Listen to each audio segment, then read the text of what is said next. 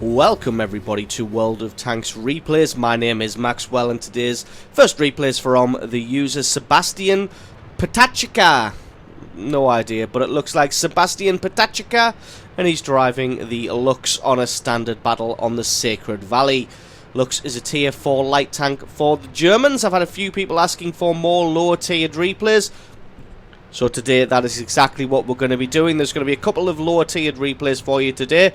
First one being the tier 4 light tank for the Germans, the Luchs. This thing gets a pretty nice auto loader, good speed and maneuverability as well. Obviously with it being a light tank you can't compare its hit points and its armor or any of those stats. But if we take a look at the cannon, you can see 30 average damage but 95 average penetration at tier 4 is pretty damn good. Especially when it gets that auto-loader with 5 shells in there. Does have a pretty long reload, especially for its tier at almost 17 seconds. As you can see, just doing what a good light tank should do, and that is get into an advanced position to spot for your team. Once the enemy tanks get spotted coming in, going to come around to the side and the rear for a flanking maneuver. Got to get himself quite far out there. Gets a good few shots through the rear of the KV-1, but even the rear armor of a KV-1 is pretty damn difficult to penetrate, even with this gun. Does manage to get about 86 damage onto him, though, and that KV-1 is forced to fall back now.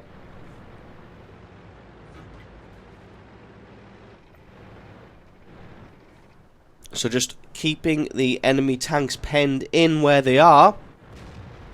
KV-1 still has targets to fire at, spots a Chi-He and gets a huge 300 points of damage onto him. So while it is only a small cannon, you can see it only does 30 damage per shot. If you land 10 of them, you get an average damage of 300.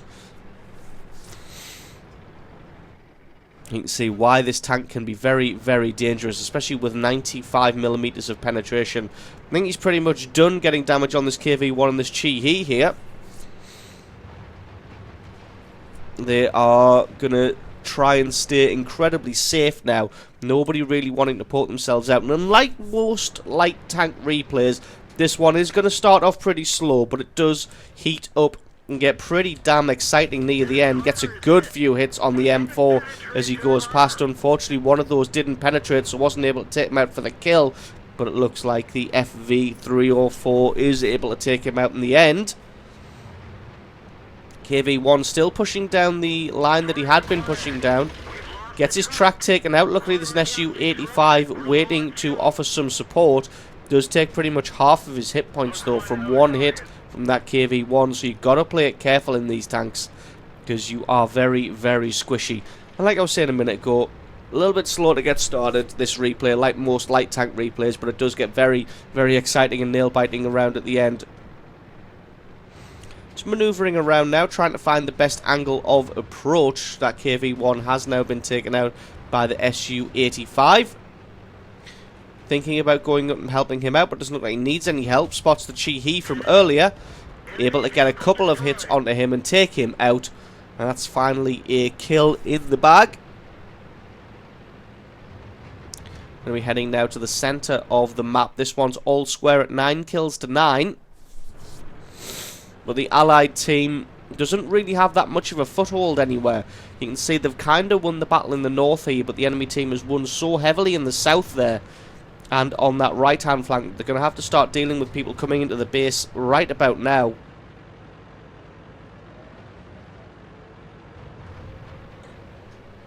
You can see there is that T1 Heavy starting off a base capture. He is also eliminating the camping tank destroyers and the artillery.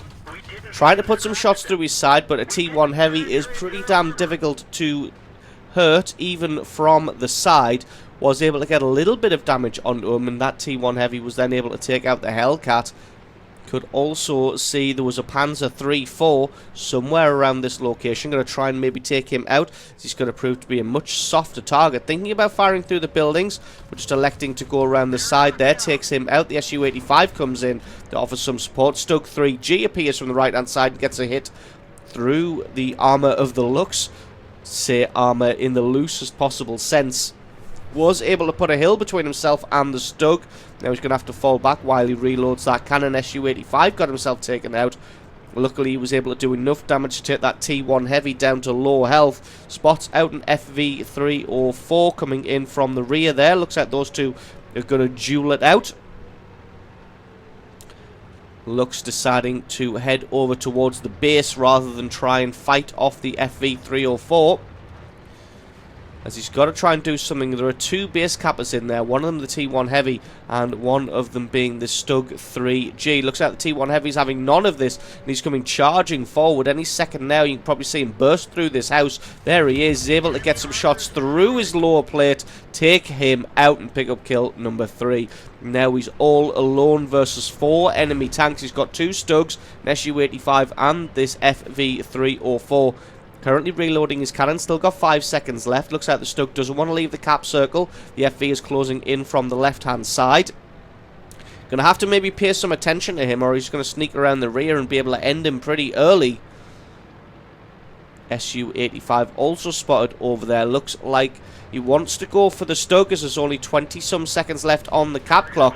Gets round the side of him without taking any damage, which is an excellent maneuver there. Gets a lot of damage onto the Stug there, 304. Now he's just going to try and out-traverse him.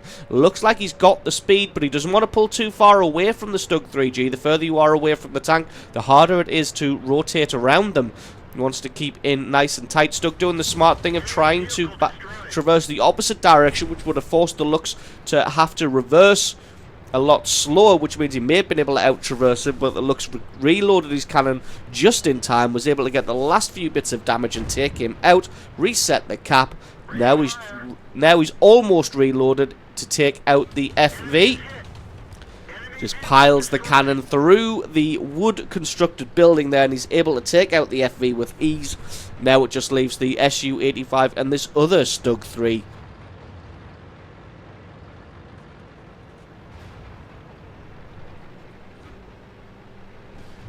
Gonna go hunting down on these guys now. Last time we spotted the SU-85, you had 11 hit points and the Stug 3 had 15 hit points. So to be honest, this one is pretty much going to be a foregone conclusion now. As long as he can catch the SU-85 or the Stug 3 unawares, then he's going to be able to wreak havoc on them and end their battle.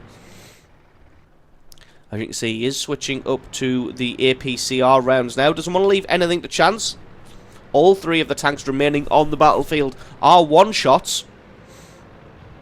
Like I said, doesn't want to leave anything to chance and go for an unlucky bounce on the part of the enemy tank. So if he meets one of these face to face, could be bad news. He's able to get his shot through the side of the SU-85. Not sure what the SU-85 was doing there. He was sat perfectly still. It wasn't like he was on his way to the cap circle. Looks like he was just camping, looking at the last known position of the Luchs, not realising that a light tank is more than capable of relocating very, very quickly. Sneaking up towards the cap circle from the left-hand side, hoping that the Stug 3 thinks he's going to be coming from the south. Going to see if he can spot him without getting spotted himself. Finds the Stug, takes some shots, misses every single one of them, and the Stug 3 spotted him. He's going to have to try and get into cover now. Uses the layout of the terrain to get all the way across this left-hand side and put a building between himself and the Stug. To be honest, Stug should probably just shoot the building down, as he probably has the reload on the Luchs, but doesn't realise it. Starts firing early as he makes his move, takes out the Stug 3G for the win in the end. Picks up a awesome 7 kills and single-handedly battling off 4 tanks in the end there to pick up the victory. Nice little manoeuvre at the end there to start firing before he left the cover of the house, which means as soon as he pops out, he should already be firing that cannon into the face of the Stug 3. And you can see it worked out very well for him there, and he picks up the kill and the victory. So awesome replay from you. Thank you very much for sending that one in. Don't forget to stick around, because as always, there is another replay coming right up. And our second replay today is from the user Elite Sniper. That is Elite Sniper, spelled with an inordinate amount of numbers, and he's driving the Crusader on a standard battle on Windstorm. Crusader is a tier 5 light tank for the British. Again, this one doesn't have fantastic armour because it's a light tank, but it does have a pretty damn good cannon. Has that 6-pounder on it. It has okay damage, decent penetration for its tier. but it has a ridiculous rate of fire. As you can see, 1.97 seconds there. Then it's not even an auto-loader, it just fires that amount of ammunition until you run out. Although, as you can see, it doesn't carry that many rounds of ammunition, only 45 standard. This is the very similar cannon to the one that something like the Churchill Mark III would mount, although the Churchill Mark III has over 100 rounds of ammunition.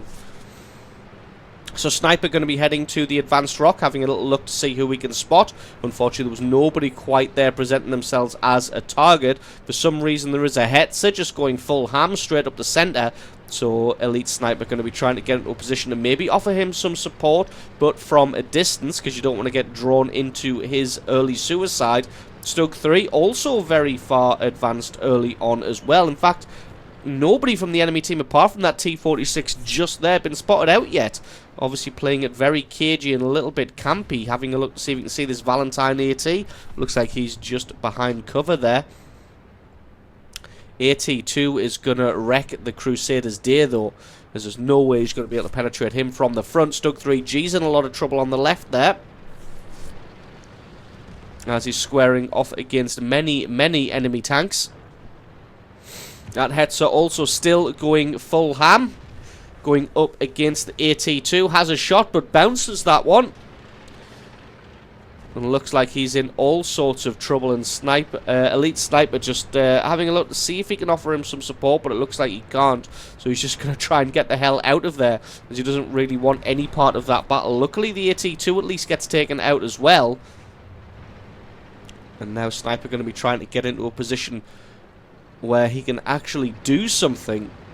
Panzer 3-4 moving into position here. Just keeping an eye on that alleyway there, as that's where a lot of enemy tanks were moving through. You can see there is a Panzer 3A taking shots from the rear, so he's got to be careful. Takes another one from the side. Luckily, he's able to take out the Panzer 3A before he gets away.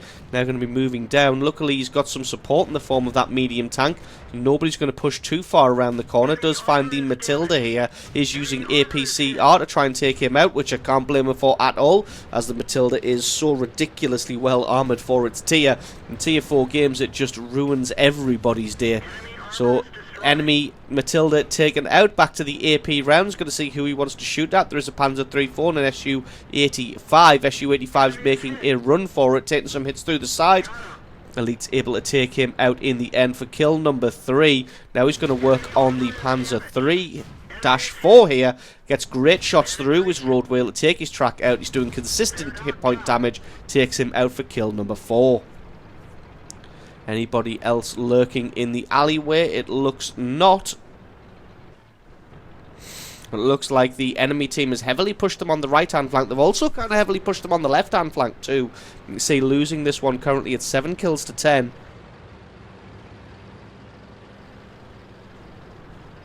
The only real place that they have any tanks left is in the centre here. The Panzer 3-4 and himself making a move through the town. Looks like Elite Sniper's going to try and come up behind this Hetzer and this SU-85B, catch them unawares, and with the speed of fire of this gun, hopefully can catch them, take them out before they manage to traverse around. Was able to take out the SU-85B, no problem whatsoever. And also see the T-28 in the distance, takes him out, no problem whatsoever. That's a very quick Top Gun medal. Now he's going to try and get around behind this Hetzer. If he can take him out as well before he manages to traverse around, that's going to be nice. Unfortunately, first one was a critical. Second one did do some damage, and it looks like the Hetzer stubbornly refusing to turn around for some reason. He is in all sorts of trouble, doesn't realise it, gets himself taken out. Still losing this game though, 10 kills to 12. No matter what they are trying, they're still losing tanks left and right. 10 kills to 13 now. Can just about see this M2 medium has a shot. The M2 medium realises he's been fired at, so drops back. Panzer 3-4 coming in from the right hand side. Looks like Elite Sniper going to try and come in from the left. He's got to be careful though, because there was a T-34 last spotted on that left hand side. And if he is still there, he's going to be able to put shots into his side. Looks like the M3 Stuart tried to make a run for it, but he gets taken out by the concentrated fire. M2 medium saw that his friend in the M3 got taken out immediately, so decides to do exactly the same thing, and he gets taken out immediately as well. There we go, taking shots in the rear from said T-34 that really should have been here 30 seconds earlier than he was. Shots raining in from the artillery. There's still that Bishop and that M41 to worry about. Even this one up pretty nicely though, 12 kills to 13. Got more hit points than this T-34, so hopefully they should just be able to rush him down. Going to allow his gun. No, they haven't got more hit points. I thought they did, but he's got 300. Spending all the time allowing his gun to aim there. But as you can see, at this range, the rate of fire of his gun's kind of negated by the reload speed. But able to take out the T-34 in the fog of war with an excellent blind shot there to pick himself up a Radley Walters medal. And as you saw at that range, the rate of fire of the gun's kind of negated by its aim speed. It's reloaded well before the gun is fully aimed, so you've got to really wait for that aim speed rather than the sub 2 second reload speed. So that just leaves artillery left on the field. Going to go hunting, take those out. If he could take both artillery out, he could get a Pools medal, but we don't know what kind of guy the Panzer 3-4 is, whether he's going to just take the kill for himself. Looks like the M41 is running in this direction, so it would be nice if Elite Sniper could just wait for him to come around the corner and then pick up his Pools medal. Panzer 3-4 going to continue to chase around the corner. Elite Sniper has his 9th kill. Looks like the Panzer 3-4 is just going to go in for the kill. Rams him, takes away his Pools medal. A little bit unfortunate there not to get the Pools medal, but still an absolutely excellent game there by Elite Sniper, just wrecking people's faces in the town there, picking up 9 kills in total. So awesome replay from you. Thank you very much for sending that one in. Don't forget, guys, if you've got yourself a great replay, please send that into replay@screenreality.com. The link for that is in the description. Just attach the replay file itself or the link to the What Replay website to the email, and I can check that one out for you. And don't forget, if you enjoyed this video, you found it useful, informative, you learned something, or you just liked it, think about hitting that subscribe button, because there's a lot more World of Tanks content on this channel. I've been Maxwell, this has been World of Tanks Replays, and I'll catch you guys next time.